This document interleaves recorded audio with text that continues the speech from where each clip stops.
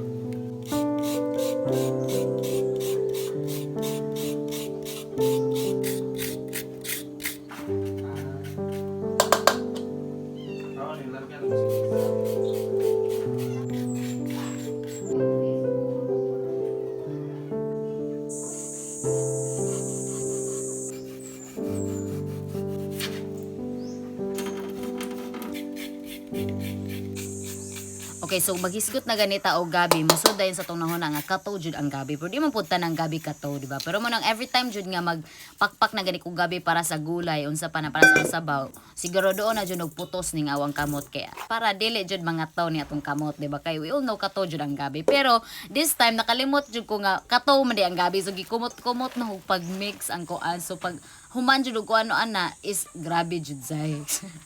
Nakalimot ko kay tungod sa aroma baka himot mong gud mo kay gisagula naman siya og kamay, 'di ba? So mo na nga karon I will try different way of cooking gabi kay very common naman po nang ato arang istem or luto dungagon lang, 'di ba? So wala kay medyo mo punit like for example magdungag ka ang saging, bulanghoy o gabi, mas mupunit jud sila sa saging, 'di ba? Kay siguro sa ilang nahuna, adi ko gana gabi. Kay mga to basig kataw na. 'Di ba? Say nana baka nasod naman sa nahuna. So manang karon, i-try na ko ang different way of cooking gabi. So muna siya ang traditional way tinaklob.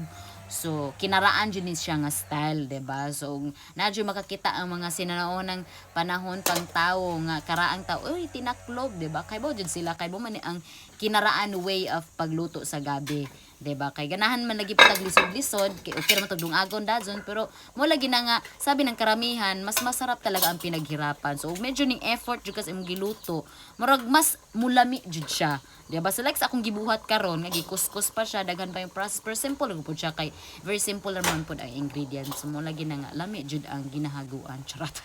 And that's it. This is Miss Cynthia.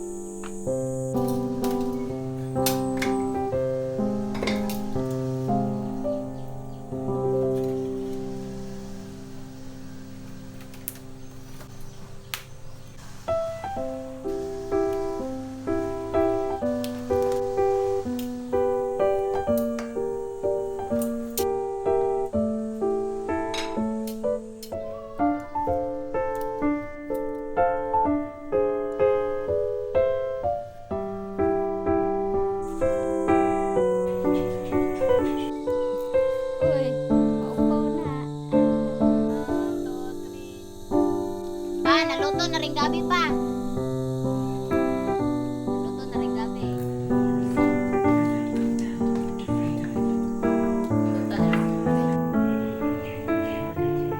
Lain-lain sila.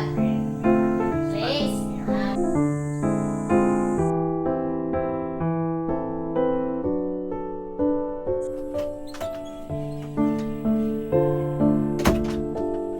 Today's menu is Korean style of fried chicken, pero syempre Bisaya version kay Bisaya man ko. Okay, for today's menu is Korean style of fried chicken, pero Bisaya version kay Bisaya man ko, di ba? Okay, for today's menu is Korean style of fried chicken, pero Bisaya version. Korean style of fried chicken. Bisaya man ko.